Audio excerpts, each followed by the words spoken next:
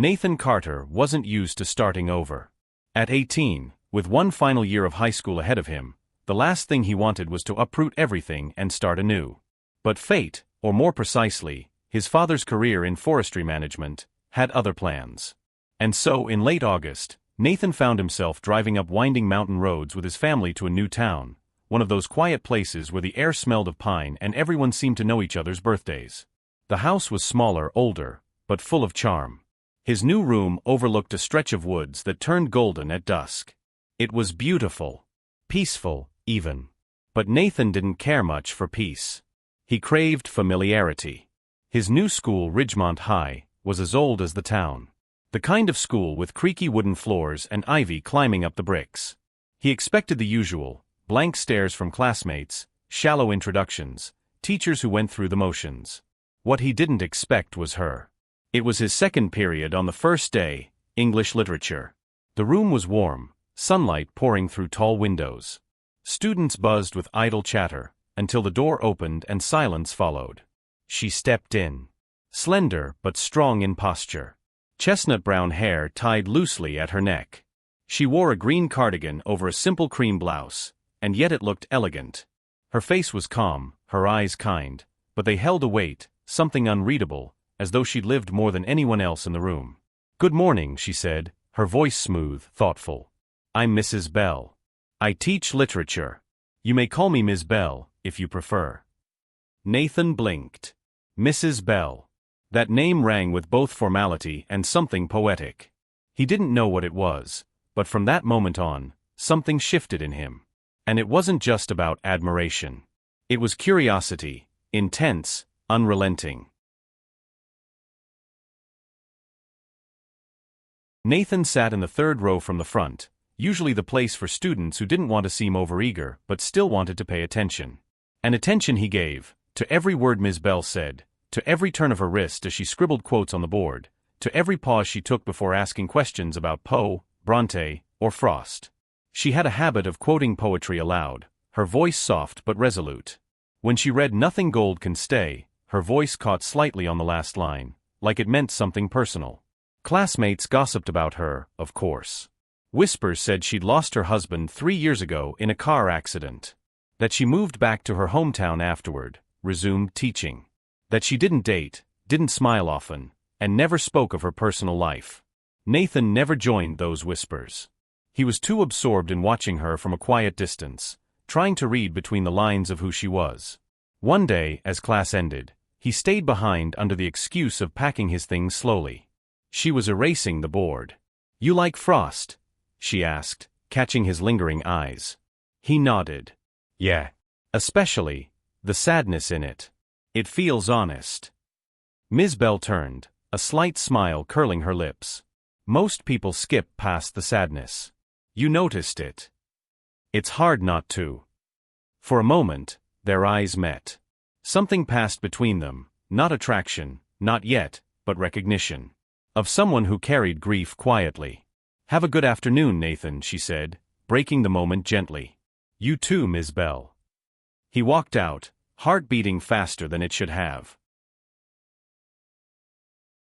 By October, the leaves in Ridgemont began to turn into amber and rust.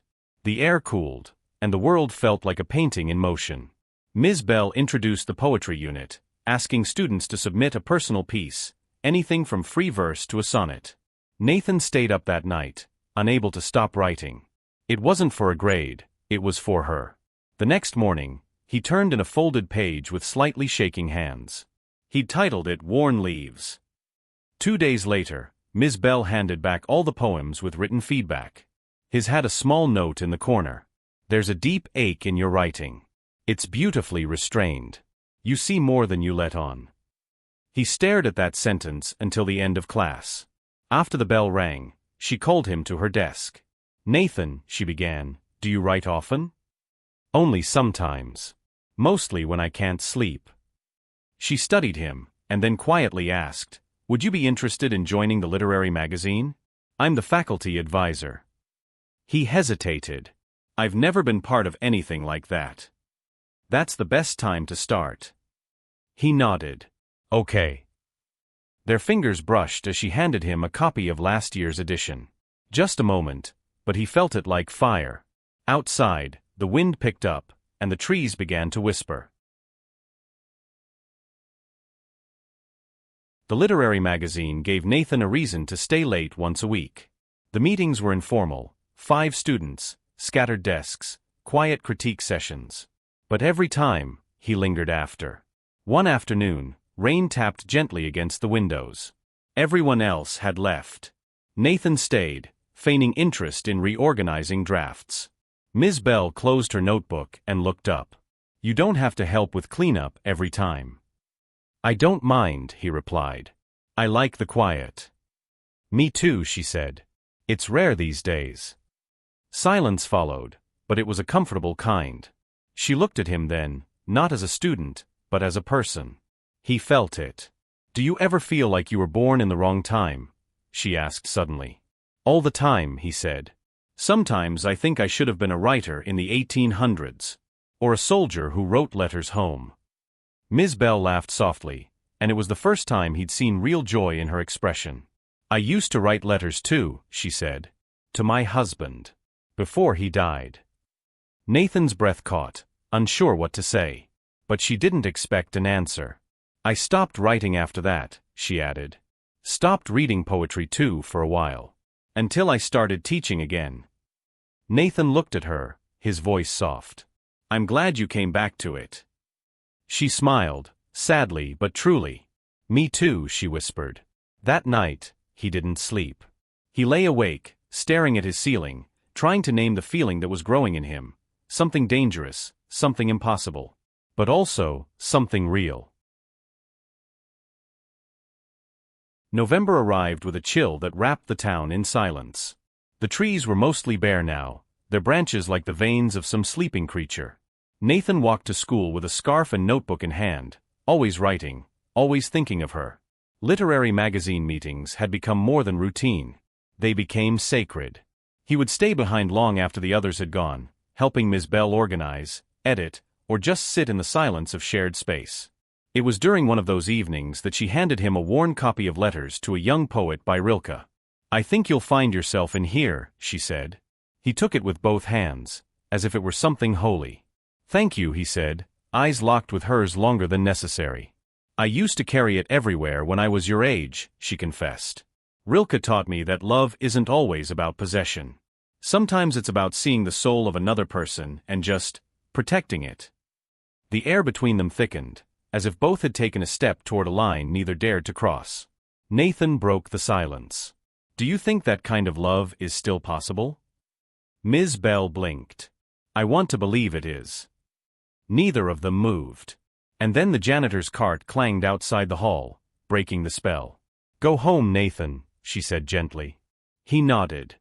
But that night, Rilke's words carved something deep in his chest. By December, snow had begun to fall. The first time Nathan saw her walking toward the school parking lot, snowflakes gathering in her hair, he could barely breathe. She looked up and smiled when she saw him. "Walking again?" she asked. "Yeah. I like the cold." Ms. Bell hesitated, then said, "I don't usually offer rides to students, but would you like a lift?" His heart beat in his throat. "Sure." The inside of her car was warm. Clean, but lived in. A photograph hung from the dashboard, her and a man, both smiling, younger, sun-kissed. Nathan didn't ask. He didn't need to. They drove in silence for a while, soft jazz playing on the radio. Her hands gripped the steering wheel delicately. "Do you ever feel lonely here?" she asked, eyes still on the road. He turned to her. "Only when I'm not around you." Her breath caught, just barely. "Nathan, you're still a student." "I know. I'm sorry. I didn't mean to." "No," she interrupted, her voice calm but firm. "You didn't say anything wrong. It's just that this connection, whatever it is, it has rules." He nodded, feeling foolish. But still, the moment was charged, fragile and raw. When they reached his house, she paused before unlocking the doors. "You're not like other boys your age," she said. "And you're not like other people," he replied softly. She didn't respond. just smiled, faintly, brokenly, and drove off. Christmas break approached, and with it came a gnawing sense of distance. No classes. No magazine. No reason to see her. So Nathan wrote. Every night, he penned letters. Not to be sent, not to be read. Just to speak to her in silence. He wrote about the ache of seeing her eyes and not touching her hand. He wrote about the way her voice seemed to echo in him long after she'd stopped speaking. He wrote confessions he couldn't voice. Sometimes, he'd walk past the school just to see the light in her office window. One evening, as he stood under a lamp post near the school entrance, the door opened. She was there. Ms. Bell stepped outside, scarf wrapped around her, holding a thermos. She looked surprised, and maybe something else, when she saw him. Nathan. I just needed some air. She walked over, offering the thermos. Tea. He accepted, fingers brushing hers. Thanks. They stood in the snow, sharing warmth in silence.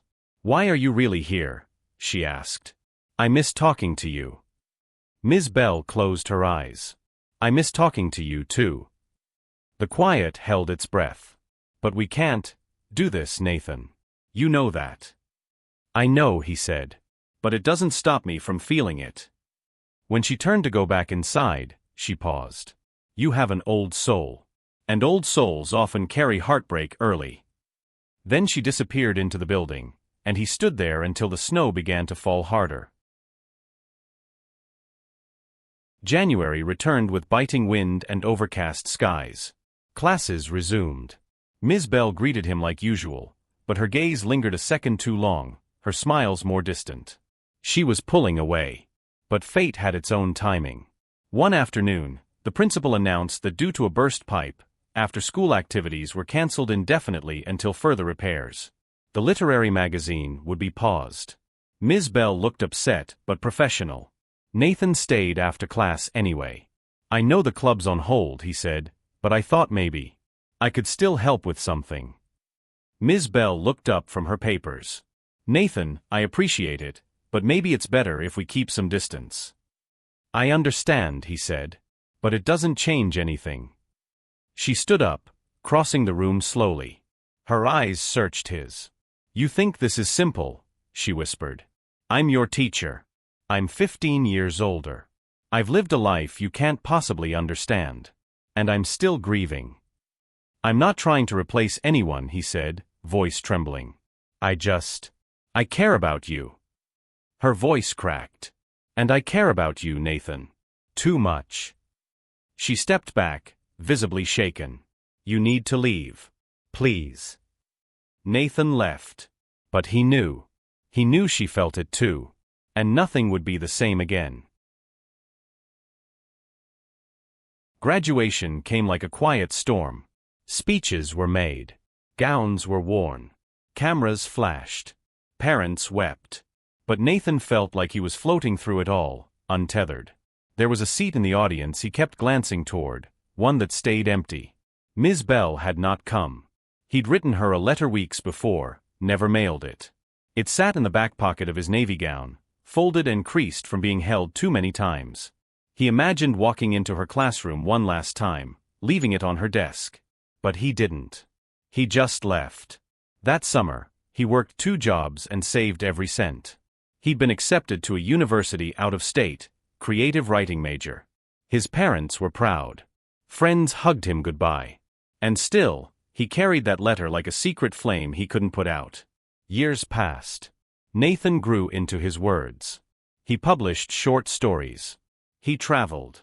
He let time teach him patience, humility, and how to write pain without bleeding onto the page. But he never forgot her. Not the way she tilted her head when quoting poetry. Not the sound of her laughter, always a little sad at the edges. Not the way she made him feel like his voice mattered.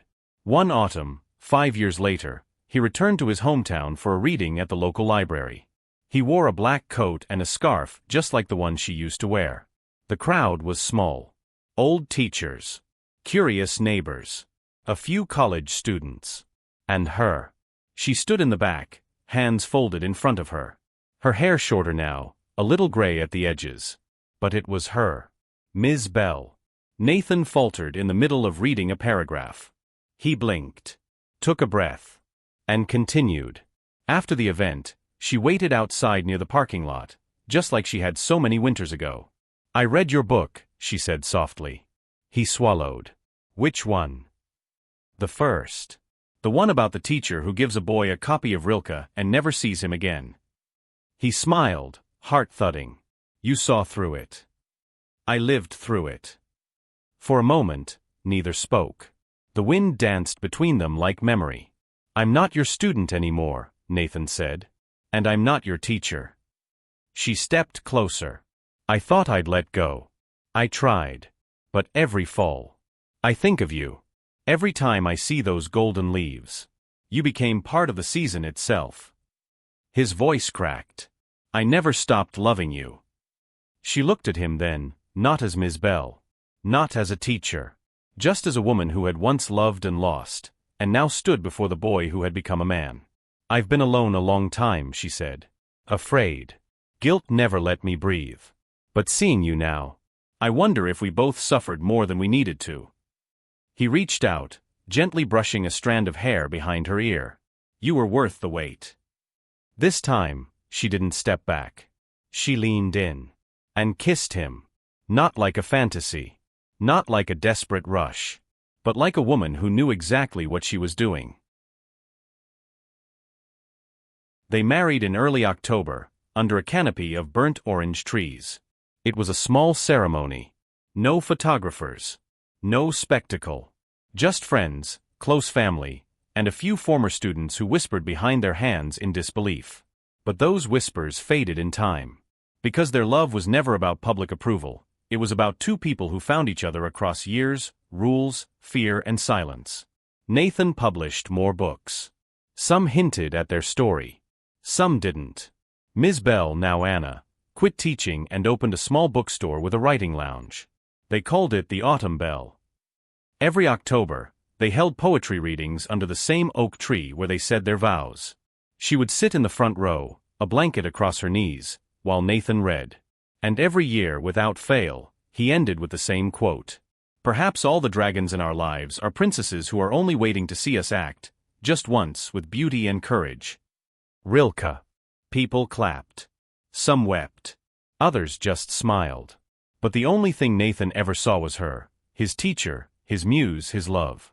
And in the rustle of the leaves, in the quiet laughter of children playing outside the bookstore, in the warmth of the tea she always brewed too strong, he knew he had found the place he was meant to be. Not despite the past, but because of it.